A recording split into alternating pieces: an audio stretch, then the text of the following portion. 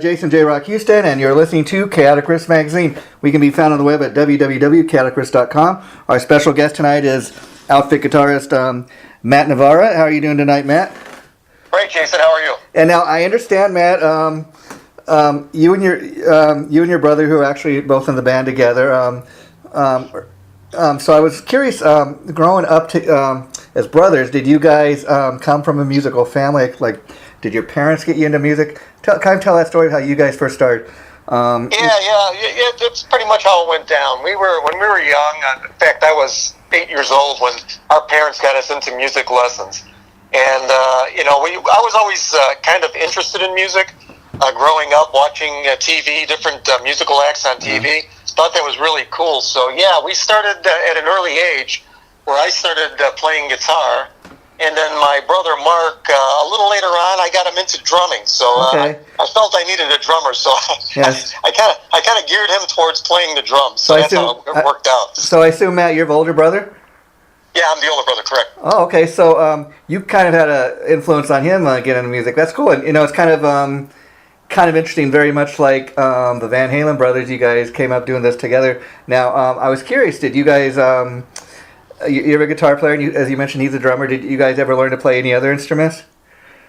I did a little bit on keyboards earlier on, just to get music theory down. Mm-hmm. Again, when I was young, at 8 years old, kind of learned the scales and the different notes at that point. Yeah. But I wasn't really gravitated towards that instrument, so yeah, I quickly switched over guitar at a very early age. So yeah, guitar was always my main instrument. And for Mark, yeah, his main instrument has always been drums also. Okay, and let me ask you, Matt, I was curious, starting that young on the guitar, did you start out first playing like an acoustic guitar, being that you first learning, coming up in school, or did you start right away on the electric guitar? No, right away on the electric guitar. I remember my dad went out and he said he was going to get me a guitar, and what he brought home was an electric guitar, wow. which made me really happy at that point. Yeah. And talk about that first guitar. I mean, what was that like? Oh, it was back then. It was a K National. Okay, so it was kind of a big guitar, big red one, but it had two pickups on it, a bridge pickup and a neck pickup, and it was a good guitar to learn on. Again, I played that from 8 years old. I want to say until I was probably around 13 when I first started getting into Les Pauls and Strats and things of that nature. Wow, how cool is that? Now, do you remember what was the very first song you learned how to play? Oh, back then, man, I'd have to say, we would copy. Back then, we would listen to a lot of top 40 radio back then. Okay. In that era, and I would have to say, the Stones, probably Rolling Stones was a big band that we would be influenced by, copying them, and I would say it was probably the first one that I was really getting into. Oh wow! And so you that's my next question. I was gonna ask what are some of your influences. So you mentioned the Rolling Stones. Who would be some of the other guys? I guess even your guitar heroes that kind of influenced you to do what you're doing. Back in the 70s, there was some. I used to look up to a lot of those guys. Richie Blackmore from Deep Purple and Rainbow was a big influence on me. There was another guitarist, not many people heard of him. His name was Jan Ackerman, and he was from Sweden. He was in a band called Focus, and he was a very accomplished guitarist and had a big influence on me. I just happened to see him live at an early age, and I made a big impression on me, his presence, stage presence, and the way he attacked and played the instrument. Oh wow, that's interesting. I have to look him up. I've never heard of him, but let me ask you now. A lot of the guitar players I speak to, they tell me that ultimately guitar players either want to learn one of these two songs or both, either "Smoke on the Water" or how to play "Stairway to Heaven." You mentioned Richie Blackmore, so I was kind of curious. Did you ever learn to play either of those tracks? Yeah, I learned how to play every Richie Blackmore track. "Smoke on the Water" was one of them that I played. And speaking of Richie, I got to ask you, because like you, I'm a huge Richie Blackmore fan, huge Deep Purple fan. Who isn't, But and then for several years, he's been doing this thing with his wife called Blackmore's Night, which it sounds nothing like Rainbow or Deep Purple. And I got to when I heard that, like a lot of people, I kind of didn't give it a fair chance. But I'll tell you something. The publicist one day sent me a copy of their latest CD at the time. I thought, okay, I'm a Richie fan. I'll check this out. And honestly, it doesn't sound nothing like Deep Purple or Rainbow, but I was pleasantly surprised. This stuff isn't half bad. I think if more people would give it a listen, they might have that same experience. I was curious if you've heard any of the Blackmore's Night stuff and what your thoughts are. Oh yeah, no, I've listened to Blackmore's Night, and again, Blackmore is a very accomplished guitar player. Yeah. And he dives into different styles, but again, it's very enjoyable. It shows his talent off very well. Again, when he's rocking out on on an electric, in a rock setting, that's one thing. But he can also he's multifaceted, so it's very enjoyable to listen to all of his work that he's done. Yeah, and like Richie, a lot of people wish they were in that place in their life where you didn't necessarily have to worry about if records were going to sell necessarily. I mean, he's at a point in life where he can do whatever he wants, and that's a great place to be. That's true. And he has an attachment and a love for that type of music, and you can tell by the way he presents it and the way he plays it, he's really into it, which is great. And again, it's good to listen to. It's good to hear different styles, different ways of approaching the guitar. Now, I got to ask you, being the Richie fan you are, if you've heard any of the new Rainbow stuff. I understand that they're going to be releasing like a live DVD, CD. I think it's April 20th. I've caught some of the shows. A lot of their shows are in Europe right now. Yeah. And I've caught some of that on YouTube, which is sounds great. It's very interesting. I think the backing band he put together is fantastic. So. And I believe also I think they just released a new track too. Yeah, I think they might have plans to be putting out an album soon. Yeah, as far as I know about that, this live concert DVD that's going to be coming out, I think it's April 20th. They're going to have that new track you mentioned. I think they might even have 2 new tracks that's going to appear on that. And then they're going to wait and see about doing a full-length album. So I'm kind of interested to see because, I think the singer he's got is a great... if you close your eyes, I'd almost swear it was like Ronnie Dio. He's that good. Yeah, no, he's a very talented singer. Yeah, no, he does sound a lot like Dio, a lot like him. Yeah, and so I'd like to get a little history on your band now. That the outfit, I know one of the hardest things to come up with is a band name when you form a band. How did you, what's the story behind the band name? It's kind of like the outfit. I kind of think like the family of organizations. That kind of something. Yeah. No, the interesting thing about that is, me and my brother Mark, we wanted to put together, a rock project. So, we were kicking around some songs we were writing together, and we thought, it sounds interesting, it sounds different, so we want to keep pursuing it. So we were able to enlist a couple of our old friends, Mike Gorman on bass, and then Andy Mitchell on vocals, to complete the group. So me and Mark were sitting around one evening as things were progressing in the studio, and it was sounding good. It sounds like we wanted to continue on with this project. So I just kind of looked at Mark and I said, "Hey, you know what? What do you want to call this outfit?" Yeah, wow. He looked at me and said, "The outfit." Yeah.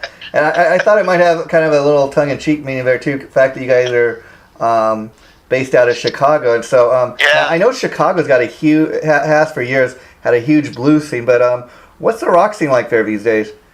You know what? It's kind of evaporated as of the last, I want to say, 15 years. It's really kind of sad. There's not a lot of original acts out in the Midwest here currently. You see a lot of cover groups playing out there, and that's what me and my brother were talking about. It'd be nice to see some more original music coming out from the Midwest, and that's what we were really trying to go for. Is trying to put something out refreshing and new. And and coming from this area, but there's not a lot going on at this point. Yeah, that's kind of interesting. Now, that would I imagine make it that more exciting now that you got this debut album. I mean, what are you guys' plans as far as touring wise? Do you plan to go on a national tour? Does it kind of depend on how well the album sells? Well, that's rolling out now. Yeah, again, it depends on how well the album's doing. Which the album's doing pretty well now. It came out February 2nd. And we just tracked it. It's number 2 on Billboard's rock mainstream chart right now. That's got to be a great feeling, for a new band. We're very happy with that number. So we have a lot of different markets out there playing us on radio. Yeah. And we're kind of targeting that. just coming up, it's going to be our first live show. We're going to be doing out here in the Chicago area on April 14th at a place called the JROCK Houston. It's a nice venue. It's about a 500 capacity place. So we're going to open up there. And then I think in May we got a couple dates. I think there's one that's secure for May 24th. We'll be in St. Louis at the Foo Bar concert venue. Okay. And we're going to be supporting some other bands.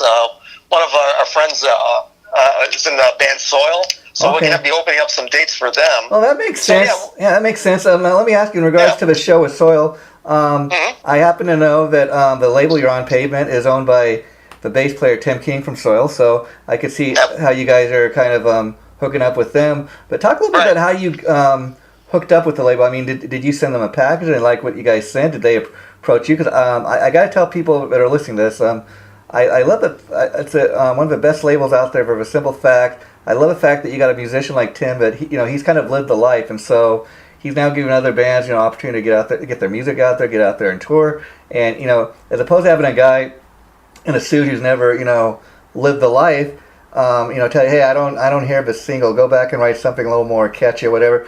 You got a guy that's giving other bands opportunities now, and he's actually lived the life, so he can tell you, hey, this is how I did it, or this is what I think would work here. And I think it's. And the other thing I dig about the label is, I interviewed another band that's on the label called, We Are Band Nerds. They're more of a rap act, but see, that's the thing I love about this label. It's you think Tim King, the bassist from Soul, would have nothing but metal acts on his label, and there's a little bit of everything on there for everybody, and I dig that, Right. No, our relationship with the label is very close. I don't know if you know this, but my brother Mark is the president of Pavement. Oh, wow. That helps, I guess. So that helps too. But yeah, no, him and Tim both run the company. Oh, wow. So let me ask. I didn't know if you knew that or not. No, that's another piece of the. That's another piece of story. Thanks for filling me in. I had no idea, but let me ask you. So your brother gets the job, obviously, at the label first, and then how long after he starts, working there, does he kind of mention, hey, me and my brother have this band, and what was the process as far as you guys, hooking up with the label and letting them hear your stuff? Well, you know what? It was pretty natural. Again, we just put out what we thought was good material, and the label felt that it was worth putting out. It's the way it works, really. Yeah. If you got something that's solid and strong, I believe other people see that and want to be involved in it.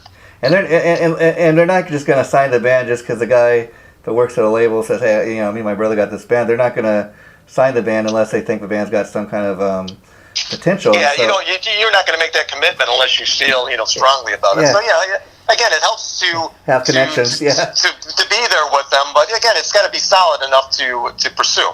And being that you and your brother formed this band, you guys have been playing all your life. I was curious, what is that dynamic like? I mean, you got examples like Eddie and Alex, same thing. They've been playing all their lives together. And you hear these guys talk, and they say, there's almost a special connection. I know what he's going to play before he even starts playing. Then you got a case like in the Black Crowes, the two brothers that very gifted writers, and they write great stuff, but they can't stand one another. I mean, what's your guys' dynamic? No, our dynamic is that we get along great. Again, we've grown up together. We've grown up in music together.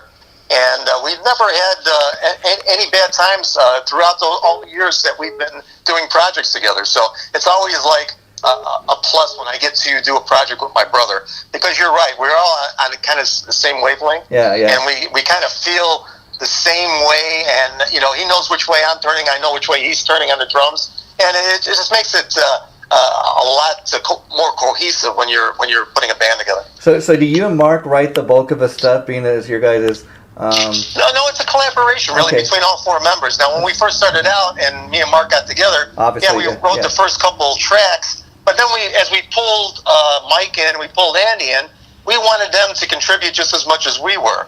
So we would leave like the vocal harmonies and the vocal melodies to Andy.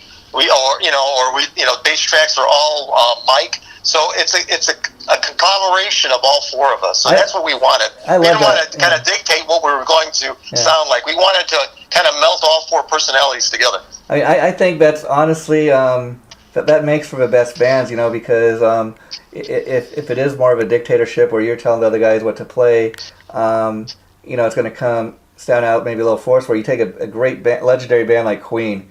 I mean, all the guys are huge talents. I mean, Freddie Mercury, Brian May, even the drummer Roger Taylor can sing. They all wrote #1 hit songs. So it allows everybody kind of get their influence in there. I kind of dig that. I always feel like any band where you're talking about, each guy in the band kind of has their own story of their little influence that they bring into the band.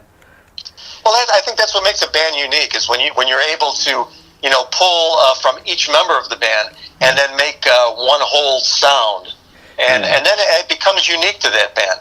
You're not trying to sound like this band or that band. You're actually taking 4 separate personalities and kind of melting it together. Yeah, and let me ask you, Matt, because I don't know how you feel about having your music labeled, but like anytime you hear a new band or something for the first time, or some new music, you try to think, who do these guys sound like? And I can honestly say, what I dig about you guys is you really have a fresh, original sound. You're not. I can't necessarily say, oh, this is a band that they're a Metallica clone. They're trying to sound like these guys. They're trying to sound like Guns N' Roses.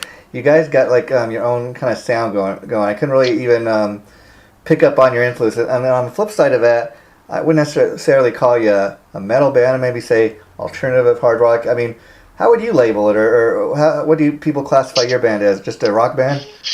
You know what? We enjoy all different genres of rock, and I think we kind of some songs peak more on maybe a heavier edge. Some songs don't. So I think we really you can say we're more of an alternative hard rock band. Yeah. But again, I think we sometimes you might hear some overtones of metal. Sometimes you might hear some 70s kind of a classic feel to it. So I think we're like a combination of a lot of different things. And that's kind of the vibe I got. That's why I was asking that. But I do think it's also a good thing, because people are getting a little different sounds on the album. And the other thing is, I think that gives the band like you guys the opportunity to be able to go play with a band such as Soil that's a little heavier, and you're not going to have the audience turn on you, Right. No, I feel we can pretty much get in front of a lot of different bands and still kind of pull it off. Yeah. That's very interesting. So, so let me ask you, like, you said the album's been selling. I was reading your single "Soldier Boy," that's also been charting quite well. How happy have you been with that? Oh, real happy with that. Like I say, we put that out on Vivo, and it also hit YouTube. That we put together a lyric video because we wanted to get it out there quickly, and that has something like 56,000 views already.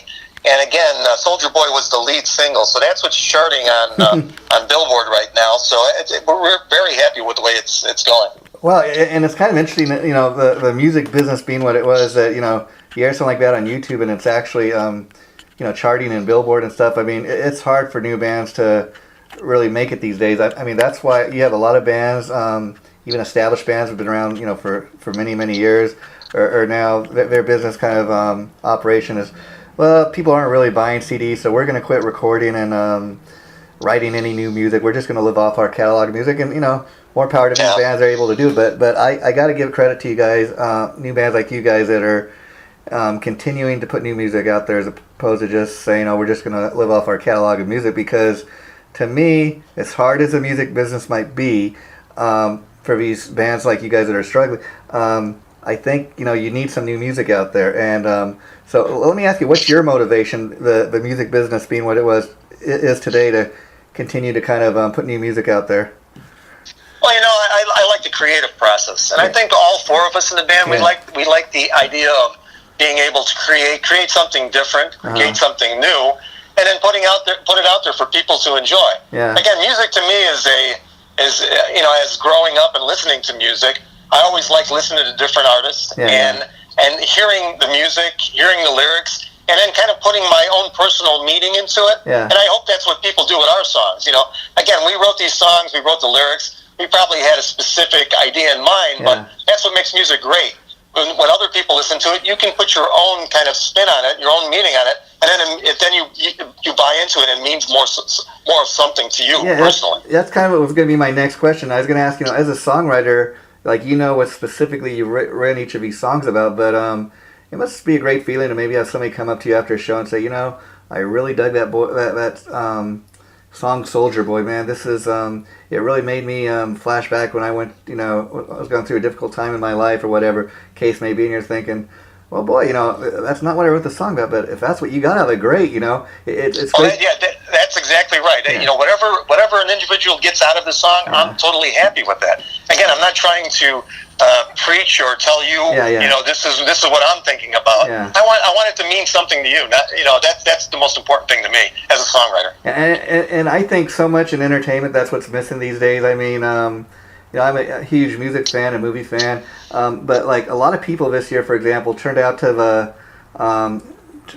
they didn't watch the Oscar Awards, for example, because a lot of people get tired of just being preached to. It's like people get, entertainers get on TV and scolding people. Well, if you don't believe in the way I believe in, shame on you. I remember when Oscars used to be about entertainment. People get up there and they sing and they dance, and I'm like, I think we need more entertainment in the world today. No, I think you're absolutely right. I think people are using it as a platform for their own individual ideas, and I'm not sure that's what it's meant to be. Yeah. And so, again, now, it's kind of interesting talking about, I'm out here in Los Angeles, the entertainment capital of the world, and you'd be amazed probably to learn that outside of local Best Buy or Target store, there's not too many record stores, even in the LA area. A lot of people get their stuff online, they want it right away. Like, I'm not going to even, they buy it digitally, or I'm not going to even buy I'll just buy one or two songs. That's all I need. Where I come from a day where I like to have a physical CD. I like to have something in my hand to hold. I like to look at who wrote the songs and who were guest musicians and all that, who produced it. Sad story is I was recently in a Best Buy checking out their new releases because they have at least a decent section of that, and the guy was telling me, hey, can I help you find thing? Because I just want to let you know that come this July, Best Buy is no longer going to be selling CDs, but you can't still store stuff online. I'm like, man, that's going to be a very sad day when everybody's going to have to just either buy directly from the bands they listen to or from Amazon. But, it's sad that a lot of these kids today, they don't even know what a record is. What's a record store? No, you're absolutely right. It's a different time. It's a changing industry, and you have to adapt to that. Yeah. Now, again, I come from the same time you do, where I like the physical product in my hand. Yeah. But it's not that way anymore. So that's why it's important for bands coming up or putting out new music today. Again, you're looking at the live streams. You're looking at all those different avenues of getting your music out there. Again, if you're judging your success by selling hard copies, it doesn't happen anymore. It's just a different time, different medium. And like you say, younger people are used to just getting everything getting the for music free. Right away, being able to cherry pick the tracks that they want. Which is fine. That's fine. I don't see anything wrong with that. It's just the way it's done today. Yeah, and the sad thing about it too is a lot of the fans they don't get like in a lot of people's cases like what you guys are doing. This is your job. This is the way you make a living. They want everything for free, and it's a shame that they really don't get that. So like even I have bands telling me, hey we're just giving our CDs away. Nobody buys CDs, but hey, if you want me to send you a CD so you can check out our latest album, we'd be happy to do that. I'm like, wow, it's amazing that a lot of bands are just giving stuff away these days because it's like, well, people are going to get it anyways. Well, there's different marketing ploys behind that too. Getting the music out there is another thing to build a fan base. And then a lot of acts are making their money on the road. And so if you can build your fan base and attract the people in different cities to come and see the band because they've heard your music, that's a way of doing it. And now, let me ask you, man, talking a little bit about the power of the internet, what's that been like as far as a tool to promote the band? Because let me ask you, like, I imagine you get messages from fans. I imagine you get people sending you messages from halfway around the world, countries where you guys haven't even stepped foot in yet, and that's got to be, what an awesome feeling. Like, this guy across the ocean is checking out our band. We haven't even stepped foot in there. We haven't even played there. Wow, how excited is that? Yeah, no, we do see that, and again, that's the technology of today.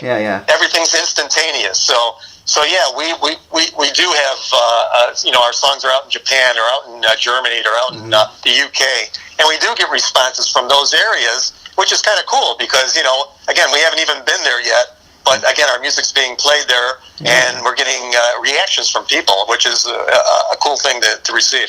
Yeah, talking about the debut album, I was curious now, when you guys went in to record, did you have the bulk of the stuff? Like you said, you and your brother have been playing for years, so did you have a lot of stuff already written, ready to go? Not really, no. We kind of went in with a blank slate. Again, our process behind us was to try to create something new, something different. Yeah, I think you guys accomplished that, yeah. So that was our focus. So we went in, I wrote there's a track on the album that's called Just As One. That was the first track I wrote. Wow. And I just wrote the guitar parts, and I got together with Mark. I says, hey, let's jam, and let's put some drumming behind that, so which we did. And we liked the way it sounded, so that's when we kind of decided, hey, let's try to move forward with this project. And then we invited Mike Gorman in and said, hey, here's a clean slate. Here's a track. Put any bass line you want down on there. Let him do his thing, and he did. And then again, we were in Chicago. We were based in Chicago, so we were doing it at the same. It's called by Matt Nawara. It's called Sonic Palette Studios in Oak Park, Illinois. Yeah. So we did the basic track there. And then we recruited Andy. Now, Andy Mitchell lives out in Arizona, Phoenix area. Wow. So we sent the track out to Andy, and he went into, I think it's Mind's Eye Studio out in Glendale, Arizona. Okay. And he recorded the vocal track. Wow. That came back to us. We listened to it. We say, hey, I think we got something here. And that's how pretty much the whole album was put together. Oh, wow. So you guys were in different parts of the country now. That's kind of interesting. And so, let me ask you: once you guys had everything mixed and you turned in the final project and you got the advanced copy of your debut CD, what was it like to hold that CD in your hand? Like, I mean, it must have been a proud moment. Like, man, this is what we've been working for all our lives. Yeah, no, it's a great feeling. Again, it was a long process because we were in different parts of the country, so there was a lot of back and forth. And then during the mixing and mastering, it went out by you. It went out to L.A. Wow. And Ulrich Wild at the Wilderness Studios in Los Angeles, he did the final mix and the final mastering. Wow. So then when that came back, we heard the finished product, and we were quite proud of it at that point. Wow, I bet. So I guess you guys are pretty excited to go on this start touring nationally, because probably at this point you've just probably toured pretty much in your local area. Is that correct? Well, again, the album took about I want to say almost a year to make it because of the logistical problems we were having going back and forth. So after that, then we started. We fly in and out. And we do rehearsals in different parts of the country, and we'll start playing out touring again in April. So April will start our first tour in front of an audience. Oh, wow. So what was the point when you guys actually formed the band outfit? Was it relatively just the last few years? Because it sounds like you really haven't even played your first show yet. Right. No, it's just probably a year and a half now. Okay. Again, when we wrote that first track and we sent it out to Andy, and we all kind of listened to it, we said, hey, we have something different. We have something kind of unique here. Wow. So we decided, okay, let's form a band. Let's do a complete album. And that's when we started doing all 9 songs to make the album up. So it kind of started there. So it's been a project for about a year and a half now. Oh, wow. Well, you guys are really getting off to a great start. Well, I hope the tour does go national. And if you guys hit LA, I'll have to come and see you guys. But best of luck with everything. And please, Matt, keep in touch, because once I get a chance to hear the album in its entirety, I'd like to maybe do this again and talk about some of the songs specifically, but let's keep in touch, because I'm all about promoting great new bands that I think you guys are, like I said, a great new band in the sense that you really got a fresh original sound. If anybody puts on any one of your songs, I don't think they're going to say, oh, these guys sound like Guns N' Roses or whatever. You guys got your own thing going, and I think that's, in this modern rock age, I think that's a great thing to have going for a band. Well, Jason, I appreciate the time, and I appreciate your kind words. And again, we'll get together again. Anytime you'd like, just let us know, and we'd be happy to come on. Okay, and before we wrap this up, I just want to give a shout out to our mutual friend Barbara, who helped hook up the interview, and say thanks to her. So thanks, Barbara, and I'll be letting Barbara know. This will probably go up sometime in either April or May. I'm thinking more like mid-April, but I'll let her know once I have an exact date. Okay, and then at that point, you guys are able to post it on any of your sites if you like, and please tell your friends and family. And fans, take care. Okay, Matt? Okay, thank you for having me, Jason. Okay, bye-bye.